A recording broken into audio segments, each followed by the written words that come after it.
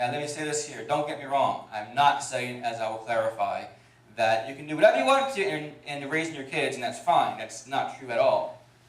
What I am saying is ultimately, as the kids grow up too, they have free choice and free will.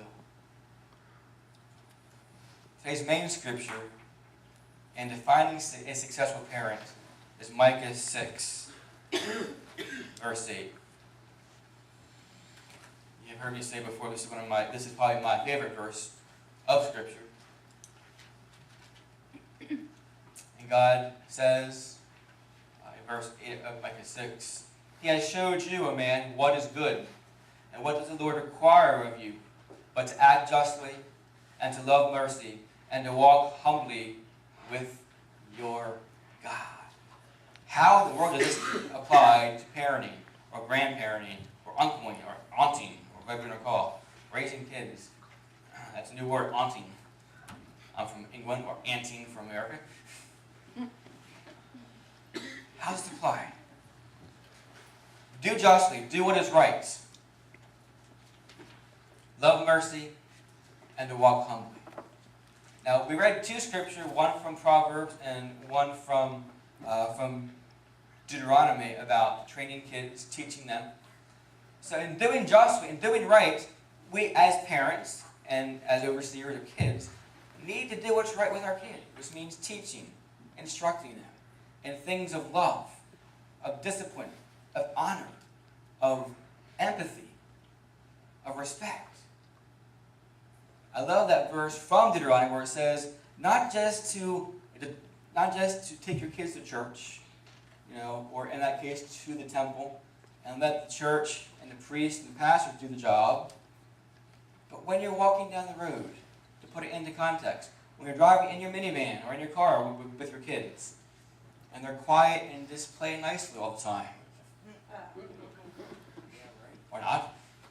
Or when you're walking down, or at nighttime before bed, or when you're having supper, or lunch, or breakfast, talking, teaching, using everyday situations to convey God's love.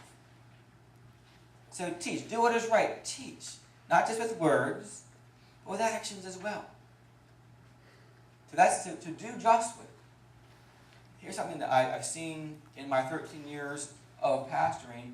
Most of that was with kids and youth. I've seen a vast array of parenting styles. And too often I see parents assuming that it's the church's role to educate kids and to raise kids to love God, and that's not the case. Whose role is it? It's the parents. My job as pastor, and our job as a corporate church, is to equip you, to come alongside you, to guide you and teach you, and to be there. But it's the parents' main role for that. So do justly, do what is right, teaching your kids, not just with words, but actions. What is love? What is obedience? What is respect and honor? Teaching about God's love and about Christ. But also part of doing justly is discipline. Who likes to discipline their children? Some may. I see two extremes here. I see oftentimes none. Parents want to be their kids' friends. That's not what a parent ought to be. Especially when they're under 18. My mom and dad is not to be a friend, they're to be a parent. And that often means when you see kids doing things wrong, sometimes kids aren't going to like you because you have to say that's wrong and don't do it. Kids, sorry, that's how it is. Right? Sometimes your kid may say, I hate you, because they don't get what they want, because it's unfair. Disciplining is not being their friend. It's being their parent or their grandparent or whoever else you are that has authority over that child. If you don't discipline, it's going to cause a lot of issues. On the extreme side, on the other side, you have those who discipline too harshly, or the punishment does not match the crime, if you will. And it's heavy-handed. Both are wrong. That's where Micah 6:8 comes into play. Love mercy and walk humbly. Mercy and humbleness are not separate things. They tie into doing justly. How do you discipline? Do you discipline because out of anger or out of the point of trying to get the kid or the child to do right? To have them be punished and painful, have them experience pain, or the purpose of having them go down the right path? What's the point of that? But as a parent, we must do justly, we must discipline, we must protect our kids spiritually, emotionally, mentally, physically. Protect them. Offer them shelter, obviously, food and clothing. But also, especially in this age, this is huge. Parents or grandparents, if you have a child in your house who's able to read or get on the computer and you have internet access, get filters and get a coded lock on that, because there are things on the web that will forever damage them.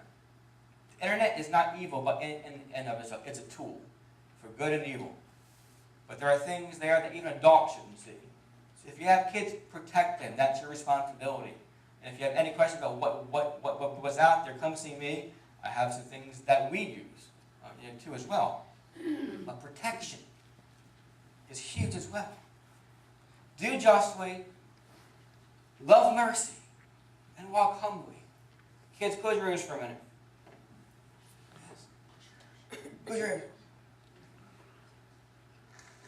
Parents, do we always get it right? All right, kids, open your ears. All right. No, we don't. We don't always get it right.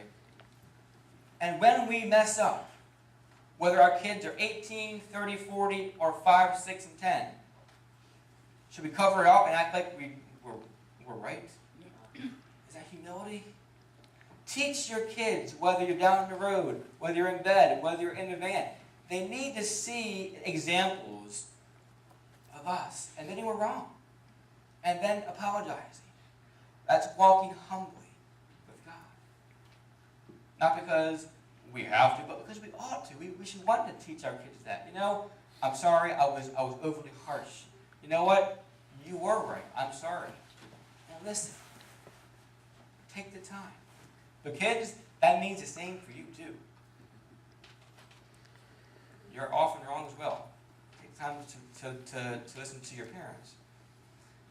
Do justly, love mercy, walk humbly with your God. But there's two things I want to address. One more so for men, and one more so for women. Although they can also apply to both. Fathers, men of influence of kids' lives. Your kids seek, among everything from you, one important thing. That's validation. Validation. If your kid gets an A on a test and comes home, what do you say? Woohoo! Good job. If they win their championship game, what do you say? Way to go. If they hit the winning home run or scored the winning goal, great job. But that's validation based on what? On performance. And that's not bad. We should do that. That's not what I'm talking about. Validation, not of what they do, but validation of who they are. As an example, if your child is trying to talk to you, and you're too busy doing chores or cleaning up or watching TV, if your child is trying to talk to you, and you're too busy on the computer or reading a magazine or paper or out and about doing things, is that validating them?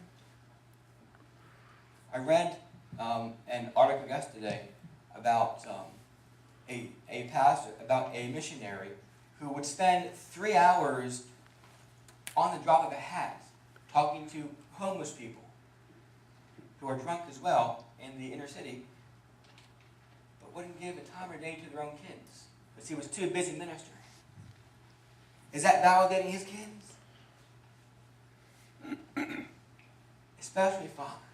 Kids want to know that you love them.